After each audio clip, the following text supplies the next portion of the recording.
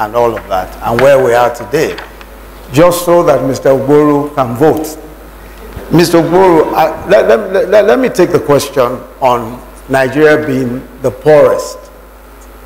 Now, if you look at the MBS figures, that's the Nigerian Bureau of Statistics figures, as of 2012, Nigeria had 112 million people in extreme poverty. 2012. If you look at the figures today, going by those same figures, they say about 86 million, but higher than India. Now let me explain, and let me put this in perspective.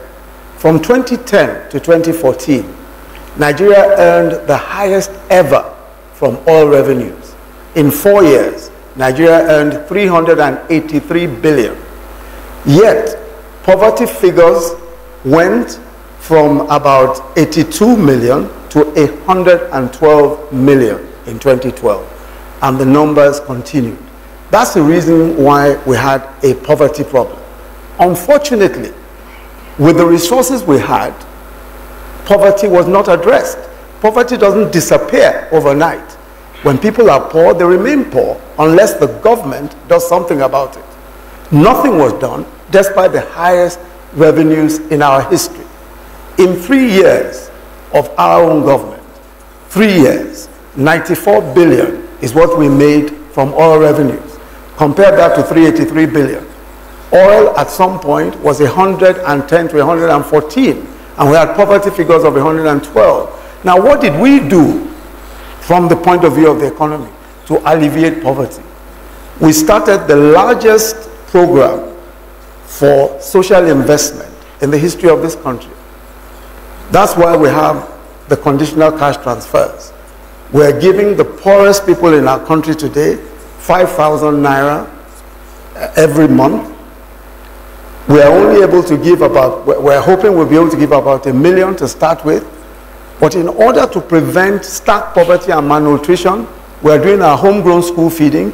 We're feeding 9.2 million children every single day in public primary schools. Aside from that, the trader money and market money that we're doing, the trader money and market money, these are loans to the poorest. And let me give you an example of the trader money. Trader money, we're doing... Yes. About the fact, can you hear me now? Yes. You talked about the 20 at people who live on less than $1 a day. It's now less than $2 a day. And maybe that might explain the differences in the numbers that you've quoted. No. I'm not even quoting those numbers to show that what I'm merely saying is not that poverty has reduced considerably. No. I'm saying that what has happened now is that we're dealing with the issue of poverty. We're now dealing with it. When we earned money, when we earned a lot of money, there was no program. The program that was in place, the Sure P program, who can point to a sensible beneficiary? Who can point to a credible Sure P program that alleviated poverty? Who can? Let me finish the point that I'm making. Now, with the trader money, for example, I'll give you just one example. We're giving 2 million market women. We're giving 2 million of them loans starting with 10,000 naira. These are petty traders. Some of them, their inventory is not more than 2,000 naira. We give them 10,000 naira. When they pay back, automatically, electronically, they get 15,000. When they pay back, they get 20,000. And it goes all the way up to 100.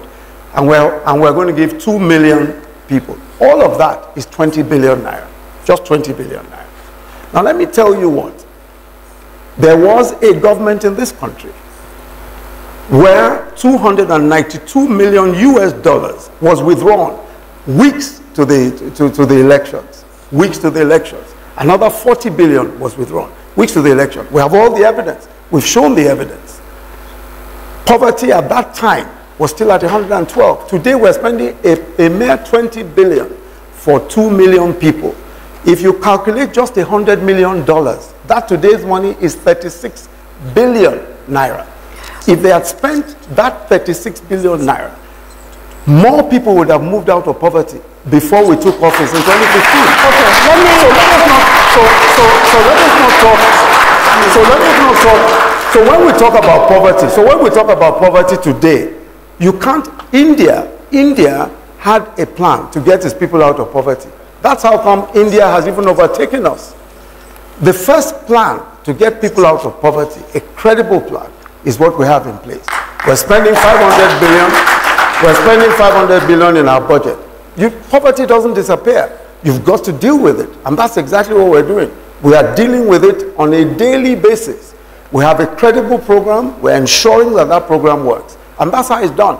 Okay. All of today, isn't it incredible? And Mr. Oboru, you too should find it completely incredible that people who squandered the kind of money, when oil was $100 a barrel, poverty was at 112 million extremely poor.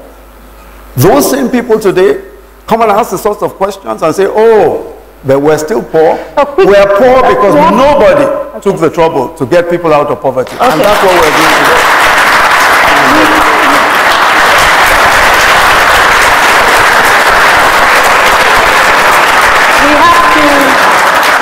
We have to take a quick break, but before we do, a quick question.